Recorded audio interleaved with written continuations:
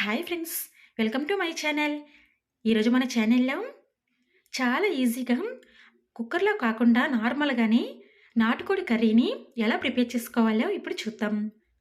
ముందుగా దీన్ని ప్రిపేర్ చేసుకోవడం కోసం స్టవ్ పై ఒక కడాయిని పెట్టుకొని దానిలోకి 2 స్పూన్ల ఆయిల్ని వేసుకొని తర్వాత దానిలోకి చిన్నగా కట్ చేసుకున్న కొన్ని ఆనియన్స్, 2 పచ్చిమిర్చి, కొంచెం సాల్ట్ని వేసుకొని వాటిని ఒకసారి బాగా మిక్స్ చేసుకొని మంటని మీడియం ఫ్లేమ్లో పెట్టుకొని ఫ్రై చేసుకోవాలి.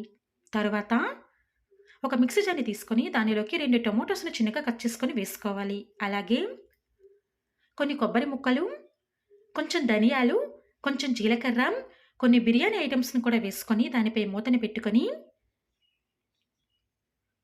దానిని మెత్తటి పేస్ట్‌లాగా మిక్సీ పట్టుకోవాలి. ఇలా మిక్సీ పట్టుకున్న దానిని పక్కన పెట్టుకొని ఆనియన్స్‌ను మంచి బ్రౌన్ కలర్‌లోకి వచ్చేంత వరకు బాగా ఫ్రై చేసుకోవాలి.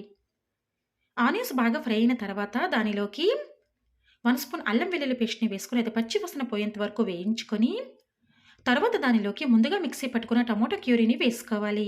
అలాగే 1 స్పూన్ పసుపును కూడా వేసుకొని బాగా మిక్స్ చేసుకొని దానిపై మూతని పెట్టుకొని ఒక 15 నిమిషాల పాటు మంటను మీడియం ఫ్లేమ్‌లో పెట్టుకొని మగ్గించుకోవాలి.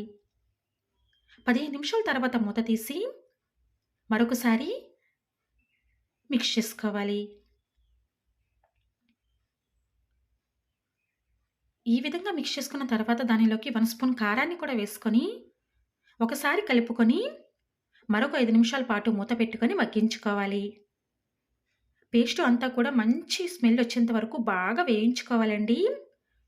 ఆయిల్ పైకి తేలేంత వరకు ఫ్రై చేసుకోవాలి.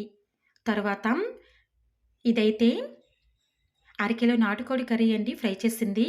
దీనిని బాగా ఫ్రై చేసుకోవాలండి. వాష్ చేసుకున్న తర్వాత 2 స్పూన్ల ఆయిల్ అలాగే సాల్ట్ వేసుకొని ఒక 30 నిమిషాల పాటు ఫ్రై చేసుకుంటే మనకి ఈ విధంగా రెడీ అవుతుంది. ఇలా ఫ్రై చేసిన నాటుకోడిని మనం ముందుగా మగ్గించుకున్న టమాటో క్యూరీలోకి వేసుకోవాలి. ఇలా వేసుకున్న తర్వాత ఒకసారి అదంతా బాగా కలిసేలాగా మిక్స్ చేసుకొని మూత పెట్టుకొని ఒక 5 నిమిషాల పాటు మగ్గించుకోవాలి.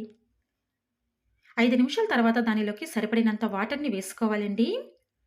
అలా వాటర్‌ని వేసుకున్న తర్వాత ఒకసారి బాగా కలుపుకొని మూత పెట్టుకొని ఒక 5 నిమిషాల పాటు మంటను మీడియం ఫ్లేమ్‌లో పెట్టుకొని ఉడికించుకోవాలి.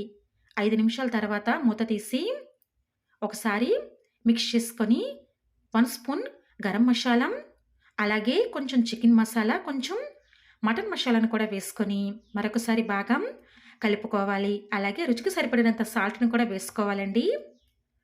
వేసుకున్న తర్వాత బాగా కలుపుకొని అది చిక్కగా అయ్యేంత వరకు ఉడికించుకోవాలి. కొంతసేపటికి అది చిక్కగా తయారవుతుందండి మనకి.